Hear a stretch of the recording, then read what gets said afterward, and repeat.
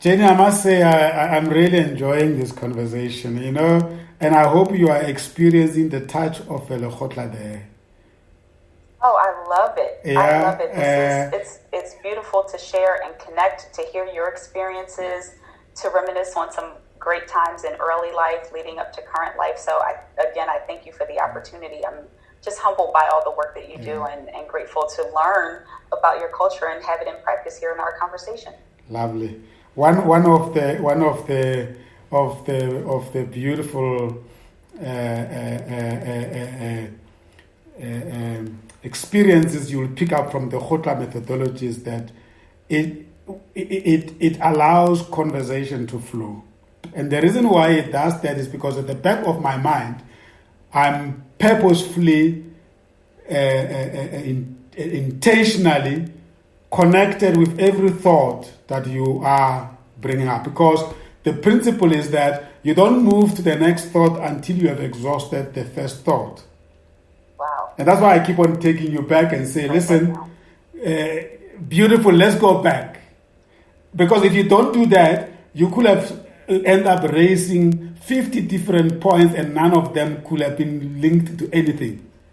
And that's why I'm saying now I've had all these exciting moves. Let's now go systematically and just explain what was happening as you were moving and what was informing you to say, yes, now I'm making a move, and how did you, when you reflect, how do you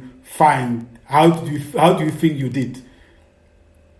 How do I think that I did? Yeah, how do you think you executed your transitions and what metrics were you using to affirm yourself that I made the right move? And starting with the first, pick up from the beginning and how your career unfolded without really sitting on each one too long. I'm very interested now in the interfaces. What was informing that? Okay, so I mean the progressive responsibility, learning, the energy and momentum that I felt when I learned something in school, I could apply it to work.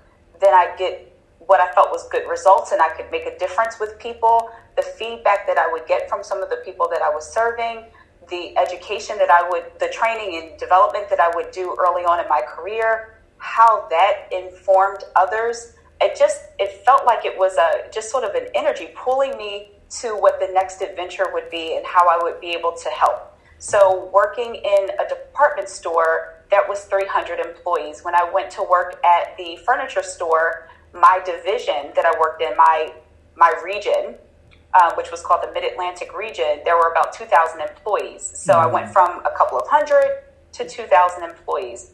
Then when I went to the retail store where I was helping to establish a brand new division of the retail shops, there were it was a women's specialty retail organization that was opening a new division of stores in the outlets. We have malls and then we have outlet malls. And so the outlet mall project, that was 2 years, but it was starting a new business within a division, and it was just a phenomenal experience. I still talk to some of those people from that experience today. It was so unique. And we traveled. This was right around the time I went from being engaged to married. So it was a lot of different shift that was happening in my life. And some of that would inform my decisions for moving employment too, because I relocated from Philadelphia to New Jersey. At the furniture store, my role in human resources, because they were expanding, there was a big housing boom. This was a few years before the housing crash that happened. Yes. But the big housing boom drew a lot of sales to the furniture stores. And so they were expanding, and they were moving my position to an area that it couldn't be more further away or more far away from where I was going to be moving to when I got married to my husband. And so I needed to shift my experience to another role, because I knew I was moving so far away from where they were expanding that I was not going to be effective or even interested in working that far out. So I was engaged. I got married. I worked for the company still, but then I went into customer service management for a while. I had retail experience in customer service management. That was great, but it didn't last very long for me because I loved human resources and wanted to get back into human resources. But while I was there, I gotten a Best Customer Service Manager award. I had a team of 8 people that worked with me. So that was a great experience, but I really like HR, and I really like the policies, the procedures, connections, the development. And from there, that's when I went into the national position with establishing the HR office for the new division of stores in the women's specialty retail organization that was called Charming Shops. I got married to my husband, and then I was traveling. I had gone to Tennessee. Was he working in the same store? I was talking in the corporate office there. I mean, your husband was your husband working in the same industry? Oh, no. Oh, okay. No, my husband wasn't. He was. My husband was working as he was working in the government at the time. I see. So he had a totally different. He works in project management. He had a totally different profession. So I was traveling a lot, and he traveled a lot too, actually. But we were both like married and traveling and professionals. And then I got pregnant with our first child. And so that would definitely influence the way that I worked. I thought that I would continue to work there and travel, and that I would take this young baby with me, or my mother would help me. My mother was very helpful when I had the baby. And then I looked at him when he was born and knew immediately that I probably would not be traveling around with this little baby in my arms. Fell in love immediately, and then decided that I needed to find something that was more stationary. So as I was explaining, I had worked in a regional position servicing Pennsylvania, New Jersey, and Delaware. Then I worked for this national position where I traveled around in HR. And so now I had this baby and my new marriage. And so I needed to do something that was a little more settled. So I worked for a large insurance company in Philadelphia, and I was an HR business partner there. At the time, this is right around the time that I started my master's degree. And that's when everything exponentially, I felt, came together. All of those things that we talked about earlier that were observations, the pattern, the distinction in culture, the differences in the way that, even from the requirements of how people would dress. The employee handbook for one organization would call for people to only wear certain types of shirts with their suits. They couldn't wear a lot of jewelry, how they had to wear their hair. Other places were a lot more relaxed. Everything. Culture is dress. Culture is the way that people relate to each other, whether or not they go out after work as a team or everyone goes home, whether or not you get off early on a Friday in the summertime or you're able to have flexible working hours. All of that is different based on the kind of organization you work for. Even going from the furniture store environment, there were people who went out on workers' comp a lot because they sometimes, not a whole lot, but sometimes the injuries, the way that the organization would handle injuries or sensitivity with different materials that people were handling.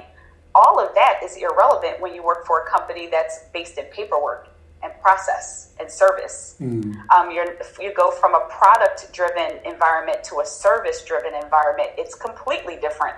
Many of those things don't even apply. You don't have people lifting heavy furniture all day long. You have people that are working on solving problems. So that was a total different culture shift. But when I went to Philadelphia College of Osteopathic Medicine, and I got my master's degree in Masters of Science in Organizational Development and Leadership. I did not understand that there was actual methodology, process, procedure, scientific data that informed all of this stuff about culture. I thought that, I just kind of learned it because of patterns and experience. But there were theories around this. And there was work around this, and there are assessments to help with this. Yeah. There's process around change management, and there are specific ways that you can interact with a team, like Patrick Lencioni's work on the 5 dysfunctions of a team, or Dale Carnegie's work around how to win friends and influence people, or there's so many different books, different people who influence. So that sounds like you had a great aha moment of your life. Oh my gosh, huge aha moment. I mean, that program, to this day, the organizational development community in Philadelphia, and particularly for me with PCOM, those are friends for life. I've learned so much from the professors. Many of them were consultants, or they worked in industry. The insights that they could give when you could just sit down and have connection. And organizational development has a tendency to use influences from different types of culture. So sometimes we would get together at someone's house and have food and conversation about a project that we were working on, or a certain curriculum that might be developed, or what we were interested in solving in Philadelphia. There were so many of us who come together for that, and it's a very unique experience. Some of my good friends from that experience are women who are older than my parents, and men who are older than my parents, and I consider them good friends, and can talk on the phone with them and have conversation, and we relate to each other based on our connection and working and serving the world with these methodologies and approaches. So PCOM that's when it all started to really come together, like, wow, there's a theory for that? Oh, I didn't know that you can use an assessment for that. Like that, there were very specific ways. Genae, you went into practice before you learned theory. I didn't know. I didn't realize it. It does happen sometimes, and then you later on, I was saying to somebody the other day that, if somebody could have just told me earlier in my life that you can actually learn how to learn. Yes. And then you look at our education system, because of the difficulties we had with our past of apartheid years, where education was used as a tool to suppress us and not to expose us to certain things. But even that, when I look at my peers that studied the so-called those who were advantaged by the system, who are my colleagues, who became my colleagues, when I look at them, I used to make jokes with them. Listen, I went to the Bantu education, and you went to this, what I don't know whether you called it during apartheid, but it was the best education in any way. But my friend, even that education of yours, they didn't really tell you how best to learn. There were things. When you discover later that actually the best gift, sorry, I'm just digressing, but this is very important. I have to say it because I say it several times, because I'm feeling that the best gift we can give to people is that actually before you can learn, you must learn how to learn. Yes. And I think OD is to a certain extent should address that as well. When you do change and transformation, you have to unlearn to learn new things. That's so true. And in that program, that's when I began to learn about the science, if you will, of emotion. That your early influence, like we're talking about here, there was a course that I took called Emotional Systems, and we talked about family influences, birth order, different dynamics that happen within family, and how that informs how you grow up, how you perform in the world, all of those influences. And we had projects around our family trees and talking about some of the dynamics within our families. I learned about appreciative inquiry.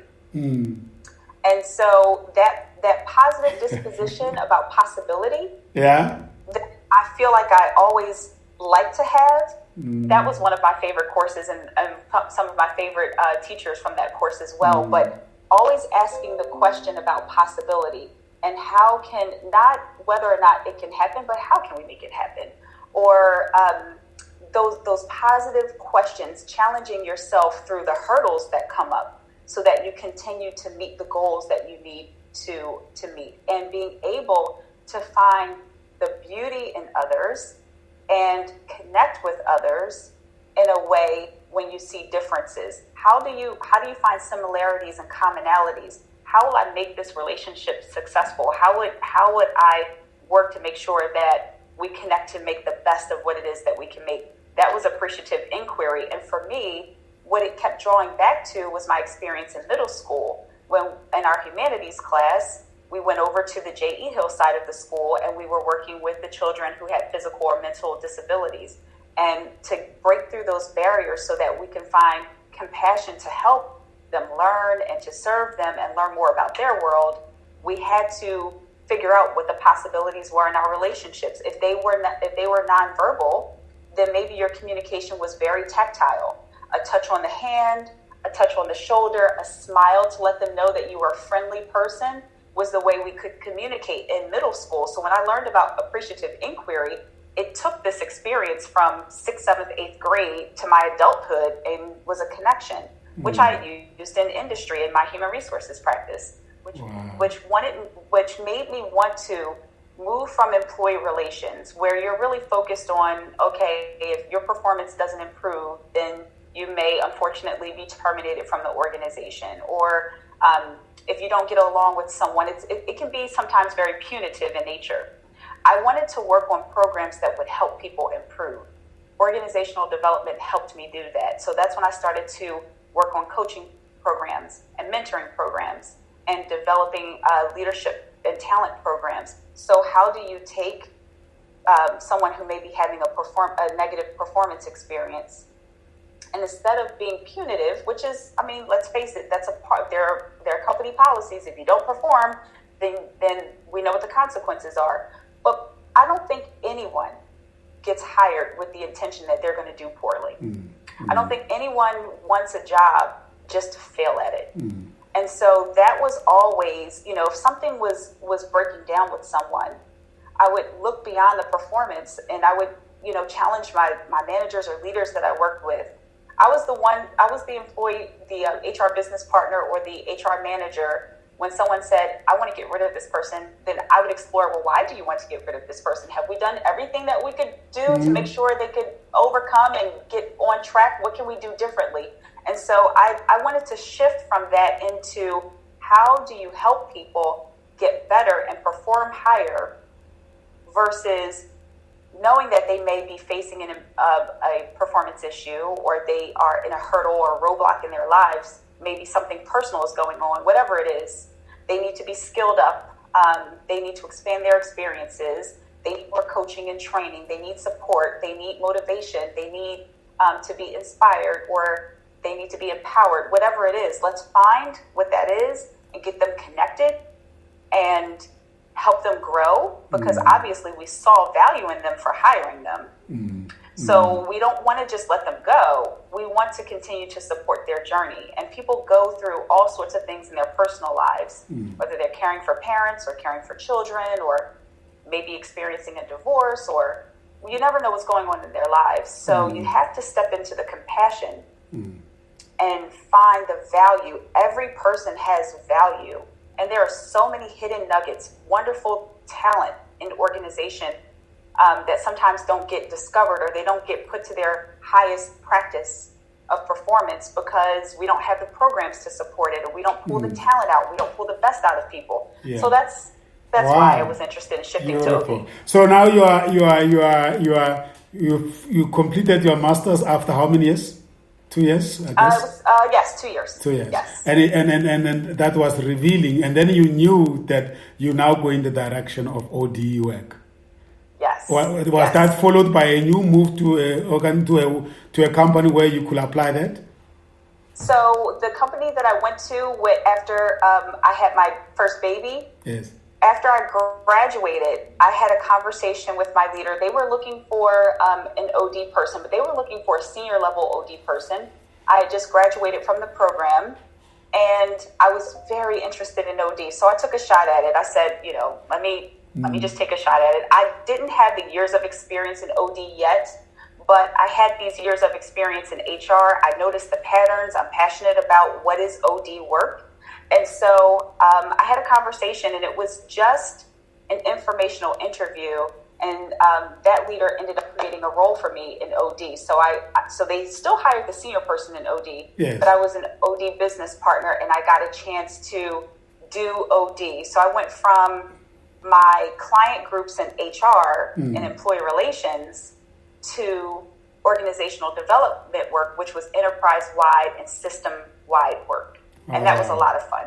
Yeah. That was a lot of fun. That's when I got to develop the talent programs, the mentoring, and got to use the experience of what gets in the way with people's performance from my HR business partner years yes. to how do we develop the right policies, procedures, and supports to get people to the next level, and thereby increasing our bottom line, increasing performance in our departments, making sure that we are expanding our market share, because the better you do as a company or department, the more you hold on to your customers or attract new ones. So it's all interrelated, and that was what I was excited about. Wow. So now, if you get asked what your specialization is, with so many exposure areas we get exposed to in HR, and then I guess this is a question of branding other than really anything else. It's just what you call yourself. You have done generalist work, you've done consulting work, you've done, so I know Extraordinary Life is the brand of your company. But you as a person, how will you want to be seen as, or how will you want to be positioned as your areas of specialization or expertise? I call myself a talent and organizational development practitioner. So meaning that practitioner to say that I have that tactile experience in building programs or facilitating or managing department-wide team dynamics training or system-wide program implementation. So practitioner to say that it's active, that I'm doing the work, and then organizational development and talent to sort of bridge the gap between the HR experience and the organizational development experience. Wow. And no university will give you that title in one qualification. It has to come from practice. It has to come together. You baked it yourself. You baked this, and you voila, this is you. And then that's why this platform, because I always say to people, when you listen to people's stories, you realize that everybody really created themselves, depending on where they've been and how they're applying themselves. Wow. I agree with you. And I have to say, I feel like I stand on the shoulders of many people too. I've had a lot of people throughout my life in my community so into me in a way that I've been able to serve in the way that I do, or do the work that I've been able to do, and now transitioning into business ownership and doing consulting and contracting work. But my community with my church and the church family that I grew up with, those early teachers that I was talking about, and I would be remiss not to mention, there was one teacher, he was a gym teacher who stands out from elementary school. Yes. As I mentioned, it was an African-American community, and he was a white gentleman. Yes. He used to, every single day, Mr. O'Neill, he would leave school and walk all around the neighborhood to make sure the kids got home safely. Now, we had the crossing guards and parents, but he was unofficially, this was not something he was charged with. It was just something he did on his own. He would walk around the neighborhood, just kind of being an adult presence from the school and kind of like saying, I'm here. And he would wave to the parents, and the kids would feel safe, and the kids who didn't have parents but walk home by themselves, he would just make sure everyone got in, and then he would go back to the school and leave. But he was a safe presence for a lot of the kids, just to say, I'm here for you. And he was always very friendly and polite. But those influence of adults that care would inform, and there was another adult that volunteered in my elementary school. It was a parent, and when she was there, she took care of all the kids like we were all her children. I would later on in my life volunteer for my kids' parent-teacher organization, And that was directly because of those early experiences, those people who influenced me and made me feel safe going to school in my community would make me want to do that for the kids in my kids' schools. So I feel like I stand on the shoulders of I'm very glad you bring in this point, because there's always somebody there that actually makes it possible for you. And it's quite very enriching to be able to actually acknowledge. You may not be able to go back to them and say thank you, but it's good to know that it didn't just happen on its own. And then when you assist others, you know that you are actually providing those shoulders that other people provided to you. Yes. And that is and I don't think they know. Sometimes they don't know. They don't realize that just being them helps someone else. And children are always watching. Children are always watching. So that was. So now we are at the point where you and I, we are connected because we are both now running our own organizations, and we have so much in common. Actually, as you were talking, we could even just switch the chairs, and then you come here, I sit there, and we continue.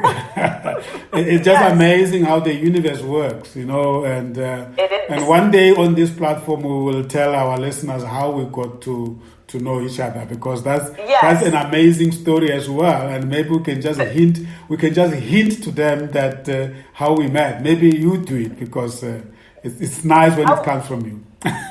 I would love to. It was a dynamic way that we met, and pretty interesting how I became connected with South Africa, and how you and I just instantly connected when we met and shared all of our commonalities. So that's a great story to tell. We will definitely one day share that story, because you and I, we are committing, and we're gonna work as associates across the Atlantic, and I think this is going to be wonderful for both.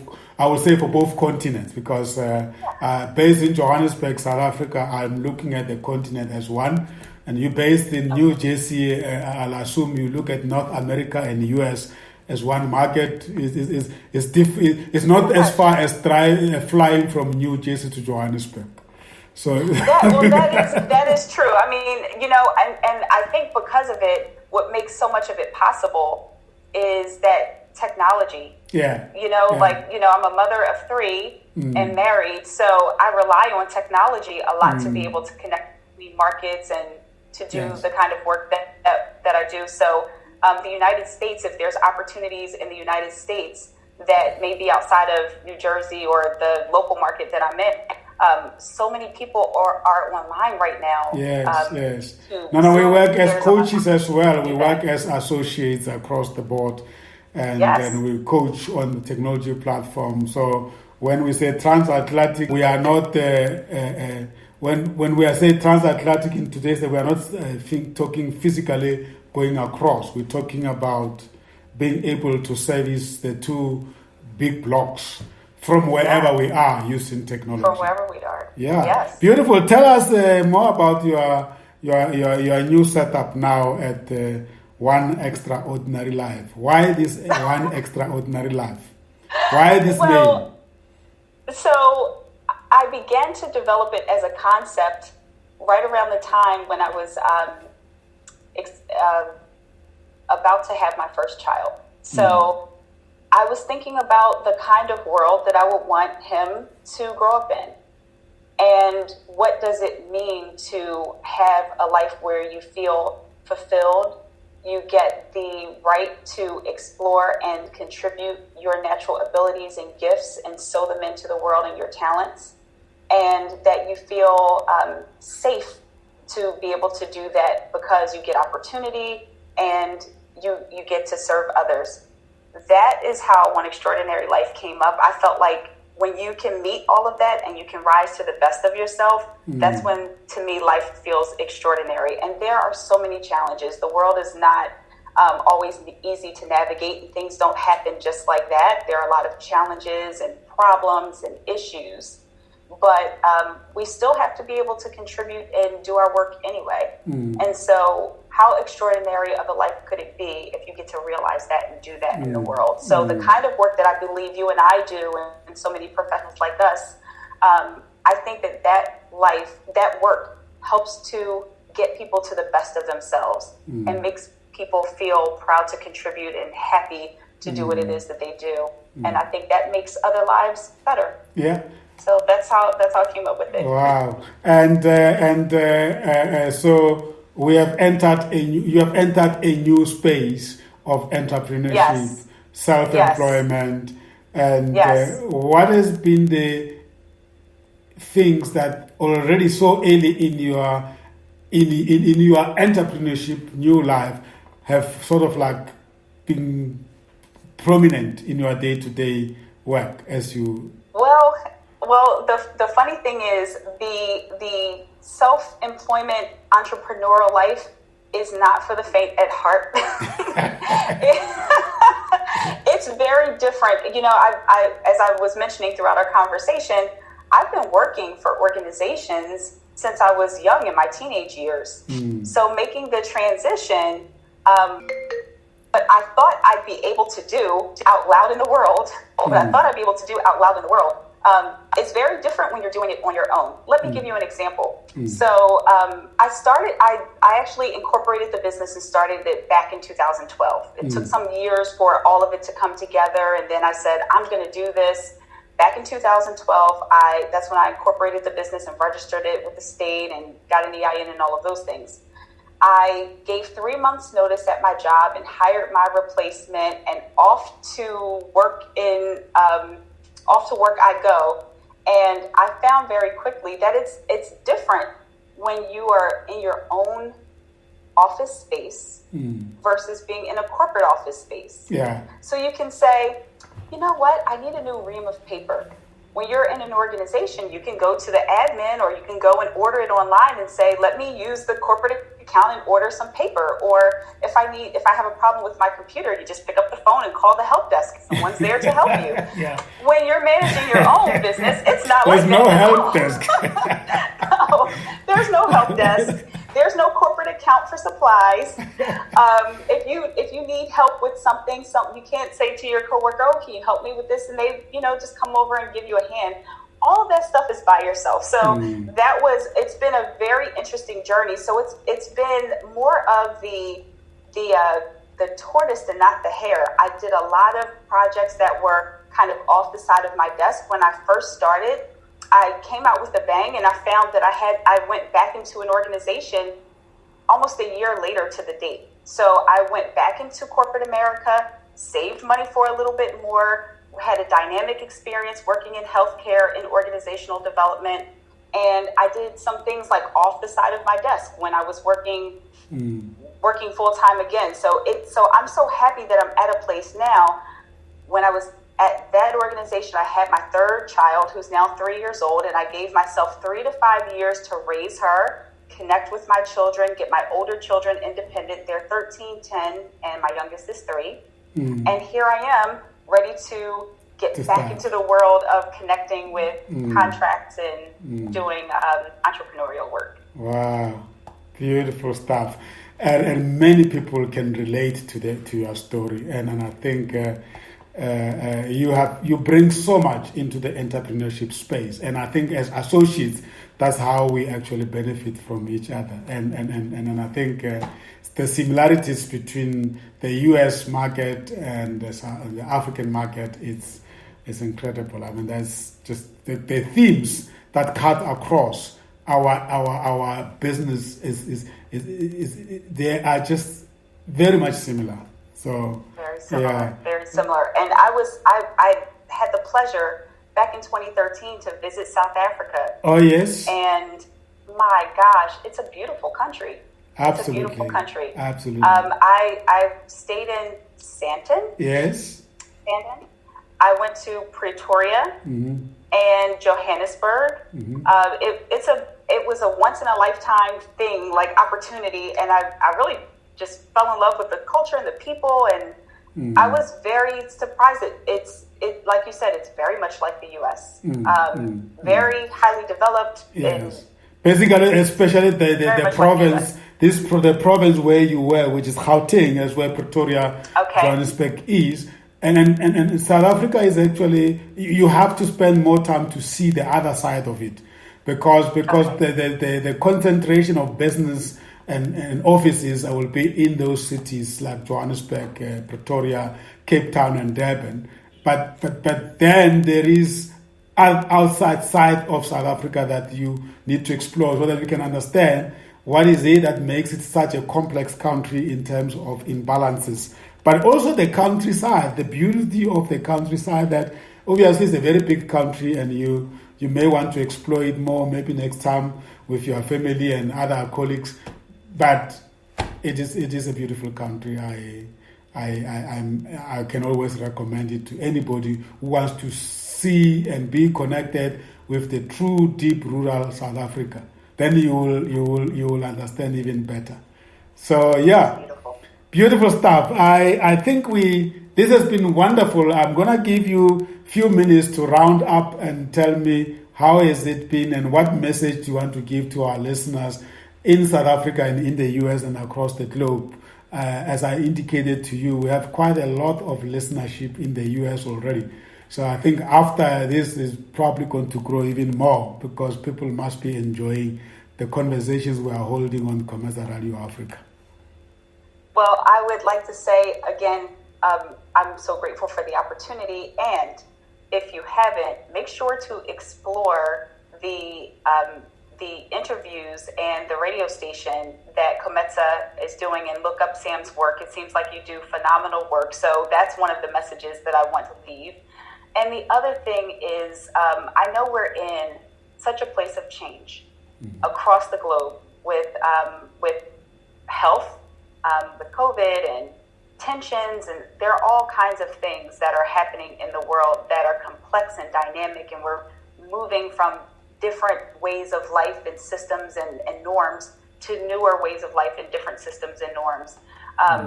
Above anything else, because here in the U.S. we have a lot of places that are still closed, industries that are closed, and people that are filing for unemployment and out of work, or they've been at one place for a long time and now they're thinking of doing something different. And some people are nervous about work. Tap into, this is a great time to tap into just realizing what it is you want to do in the world.